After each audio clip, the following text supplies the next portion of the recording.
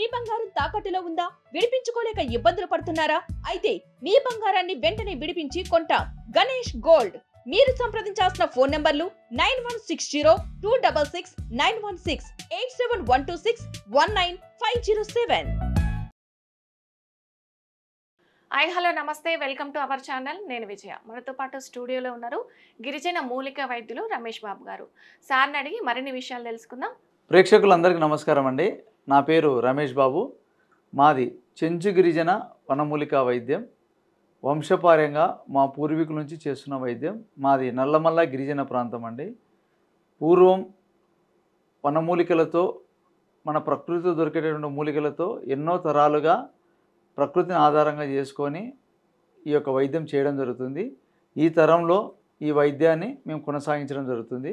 కాబట్టి మనకు ప్రకృతిలో దొరికే వనమూలికలతో మీకు మన యొక్క వీడియోల ద్వారా నేను మీకు తెలియజేశానండి. సాధారణంగా మనం పనసపండు తింటుంటాం. పనసపండు తిని విత్తనాలు పారేస్తుంటాం. అలా పారేయకుండా విత్తనాలతో అసలు ఎలాంటి ఉపయోగాలు ఉన్నాయి? పనస చెట్టు, ఈ యొక్క పనస చెట్టు అనేది మనము బయట చూస్తూ ఉంటాం. పండ్లని అమ్ముతూ ఉంటారు. మా గిరిజన ప్రాంతాల్లో అయితే పనస చెట్టు అనేది మేము ఎంతో ఇష్టంగా పనస పండ్లు తింటాము.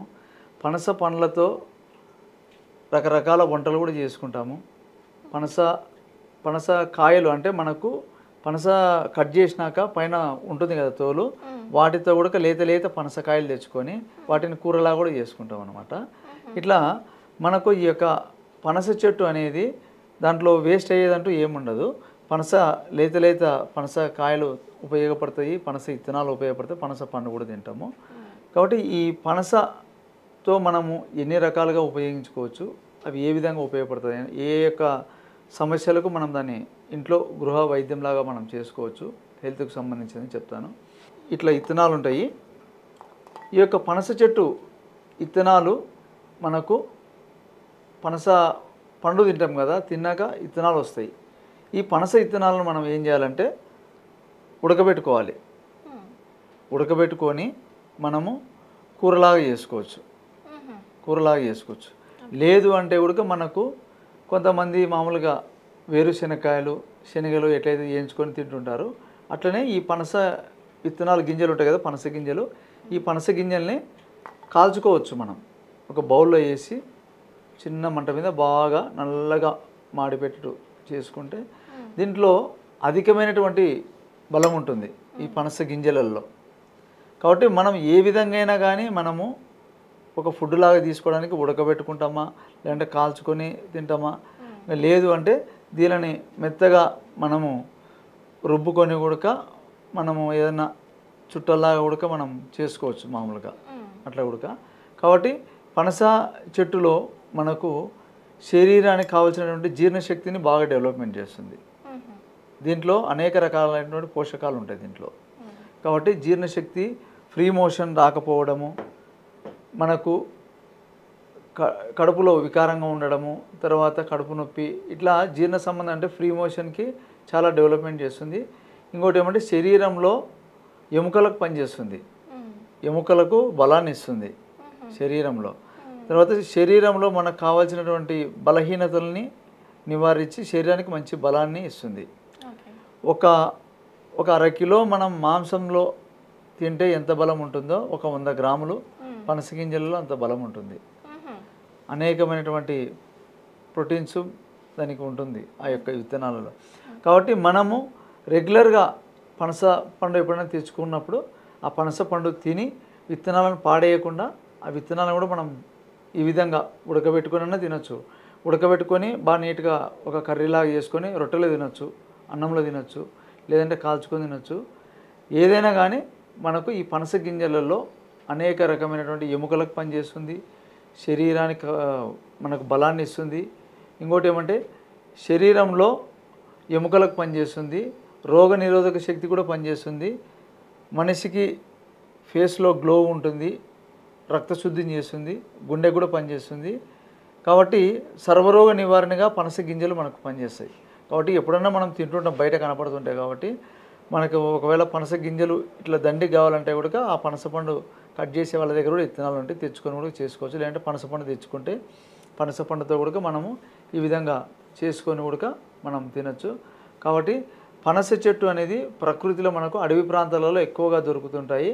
కాబట్టి మేము ఈ యొక్క పనస పండుతో మేము ఏం చేస్తామంటే మామూలుగా పొంగనాలు కూడా చేసుకుంటాం.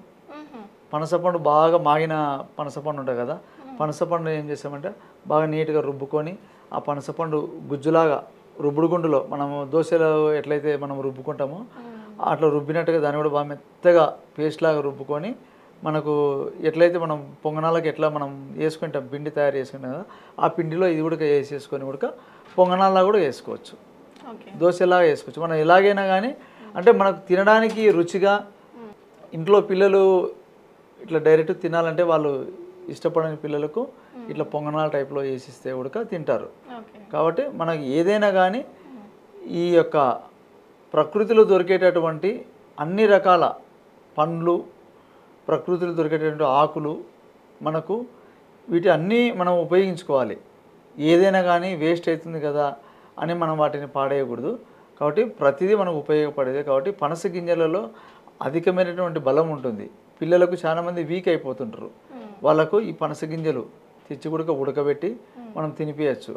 కాబట్టి వీటి గురించి తెలియక పిల్లలు ఇవి పాడేస్తుంటారు. కాబట్టి కొంచెం మనం వాటిపైన అవగాహన తెలుసుకొని మనం వాటిని ఉడికించుకొని కానీ, కూర లేకపోయినా కూడా డైరెక్ట్ మనకు ఎలాగైతే వేరుశనగ పల్లీలు ఏ విధంగా అయితే మనం ఉడకబెట్టుకొని తింటామో అట్లా ఉడకబెట్టుకొని మనం బాగా చేసుకొని తినచ్చు. కాబట్టి ఈ పనస గింజలలో ఉండేటటువంటి యొక్క అధికమైనటువంటి ఈ పోషకాలు, ఈ బలము ఉంటుంది. వాటి గురించి తెలుసుకొని ఈ పనస గింజల్ని మీరు ఉపయోగించుకోండి.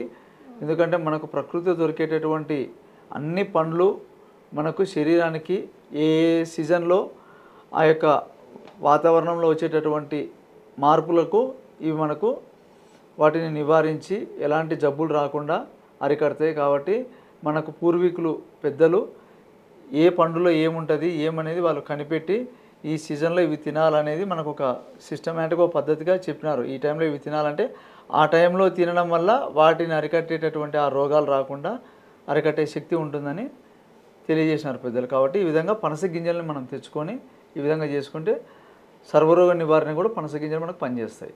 ఓకే సార్, పనస పండుతో పాటు పనస విత్తనాలు కూడా మనకి చాలా ఉపయోగాలు ఉన్నాయి.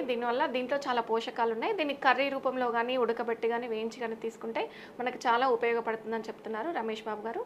Thank you sir. నమస్కారం అండి.